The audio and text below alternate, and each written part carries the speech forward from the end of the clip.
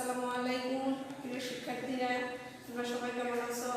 আমি আকিম আক্তার, সহকারী শিক্ষক, ইসলাম ধর্ম মানবতা উচ্চ বিদ্যালয়। আমি আজকে তোমাদের সামনে আলোচনা করব নবম শ্রেণীর ইসলাম ধর্ম প্রথম অধ্যায় আকাইদ সম্পর্কে। আকাইদ শব্দটি বহু বচন, এক বচন হচ্ছে আকিদা। আকিদা অর্থ বিশ্বাস, আর যেহেতু আকাইদ শব্দটি বহু বচন, এর জন্য হচ্ছে আকাইদ শব্দের অর্থ বিশ্বাস মালা। যেমন কিসের বিশ্বাস? আল্লাহ, নবী, রাসূল, আসমানি কিতাব, এই সমস্ত বিষয়ের প্রতি বিশ্বাস। আকাইদের দুটি দিক, একটা হচ্ছে বিশ্বাসগত দিক আর একটা হচ্ছে প্রয়োগিক দিক। বিশ্বাসগত দিক আল্লাহ, নবী, রাসূল, আসমানি কিতাব, দিক এগুলোর প্রতি। প্রয়োগিক দিক হচ্ছে নামাজ, রোজা, হজ, যাকাত, এই সমস্ত বিষয়ে বিশ্বাস, এগুলা আদায় করা। আর যারা সঠিকভাবে নামাজ, রোজা, হজ, যাকাত আদায় করবে না, তারা আমল থেকে বিরত থাকবেন, তারা বিমুখ হবে, গুমরাহী হবে। আর সুতরাং যারা আল্লাহর প্রতি, নবী, রাসূল এগুলোর প্রতি বিশ্বাস থাকবে না, তারা কখনোই সঠিক আমল, ন্যাক আমল করতে পারবে না। আর এখন আমরা আলোচনা করব পার্ট 1 ইসলাম। ইসলাম সম্পর্কে আলোচনা করব। ইসলাম শব্দটি সিনপুর মূল ধাতু থেকে এসেছে। এখন আলোচনা করব ইসলাম সম্পর্কে। ইসলাম আরবি শব্দের আবিধানিক অর্থ হলো আনুগত্য করা, আত্মসমর্পণ করা, মেনে নেওয়া। কিসের আনুগত্য করা? আল্লাহর আনুগত্য করা, আল্লাহর গোলামি করা, নবী রাসূলের, নবীর দেখানো পথ অনুযায়ী চলা। ব্যবহারিক অর্থ হচ্ছে আল্লাহ এবং রাসূল সাল্লাল্লাহু আলাইহি সাল্লামের দেখানো পথ অনুযায়ী চলা, মেনে নেওয়াকে ইসলামের ব্যবহারিক অর্থ। তোমাদের অনেক সময় প্রশ্ন আসে, ইসলামের ব্যবহারিক অর্থ কী? ইসলামের ব্যবহারিক অর্থ রাসূল সাল্লাম ও আল্লাহর আনুগত্য করাকে ইসলাম বলে। আর ইসলামের একটা উদাহরণ দিতে গিয়ে রাসূল সাল্লাম বলেছেন, আল ইসলাম তুশহাদু আন্না মুহাম্মাদুর রাসূলুল্লাহ ওয়া তুকিমু সালাত ওয়া তুতু যাকাত ওয়া রমাদানু সিয়ামু রমাদান ওয়া তুহাজ্জুল বাইতুল ওয়া তুহাদ্দু ইলাইহি সাবিলা। মানে একথা সাক্ষ্য দেওয়া যে আল্লাহ ছাড়া কোনো ইলা নেই এবং হযরত মুহাম্মদ সাল্লাল্লাহু আলাইহি ওয়াসাল্লাম আল্লাহর রাসূল। নামাজ পড়া, রোজা রাখা, রমজানে রোজা রাখা, বাইতুল্লাহ হজ করা এবং যাকাত প্রদান করা।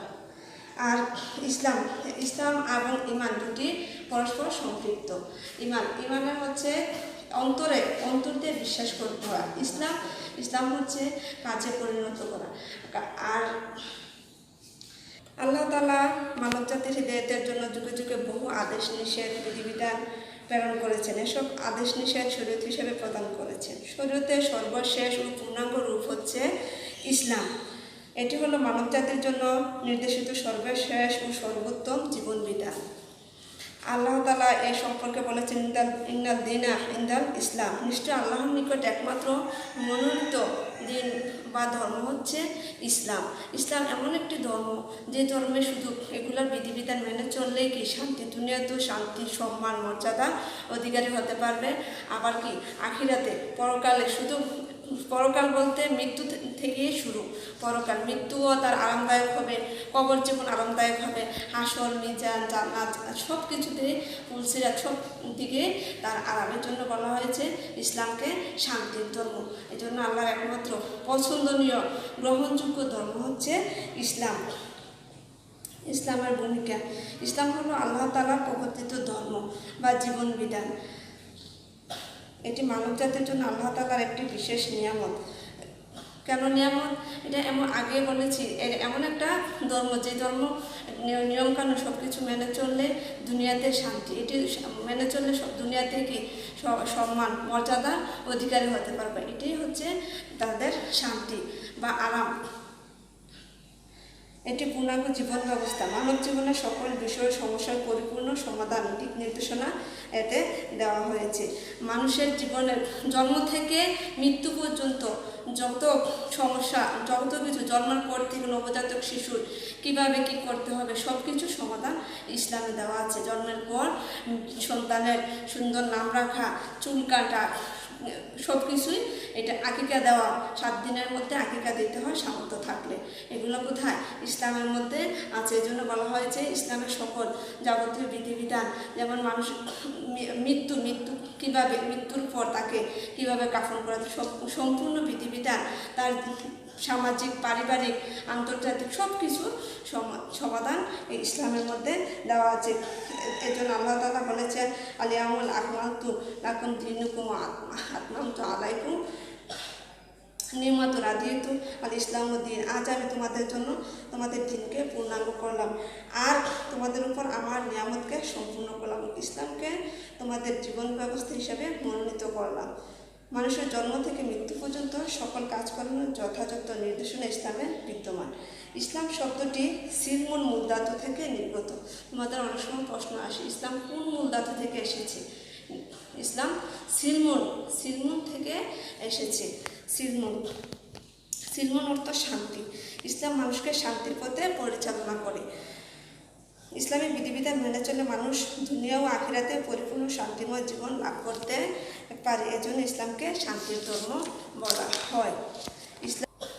ইসলাম শিক্ষার গুরুত্ব। ইসলাম শিক্ষা হলো ইসলাম সম্পর্কে জানা, জ্ঞান লাভ করা। ইসলাম শিক্ষা কি? ইসলামের মধ্যে আল্লাহ কী কী বিষয় তুলে ধরেছে না, আর না ইসলাম সম্পর্কে না জানলে আমরা কীভাবে আমল করব? প্রত্যেক বিষয়েরই কি জানতে হবে।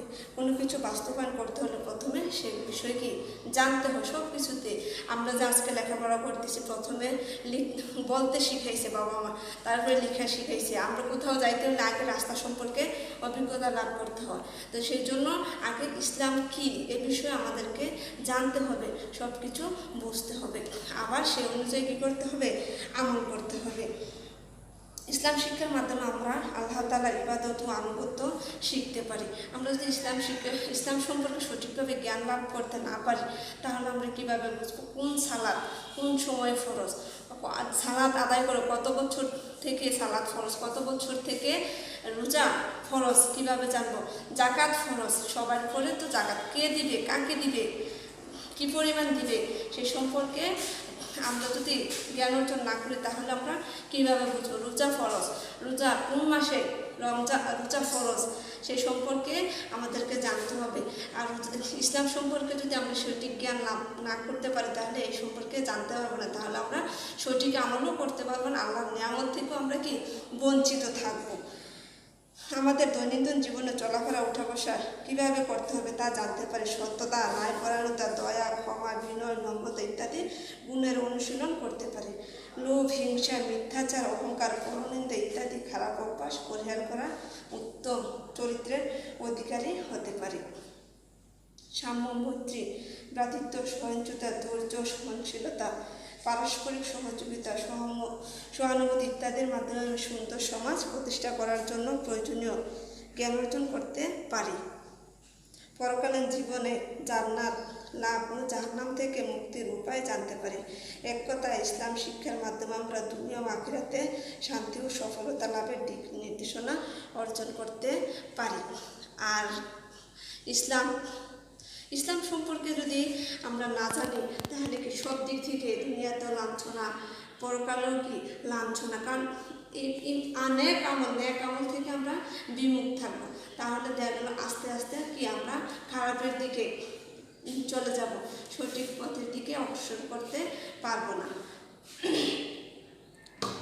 শিক্ষার্থী, ঠিক আছে শিক্ষার্থীরা, তোমরা আজকে আমরা আলোচনা করলাম আকাইদ এবং ইসলাম সম্পর্কে জানলাম।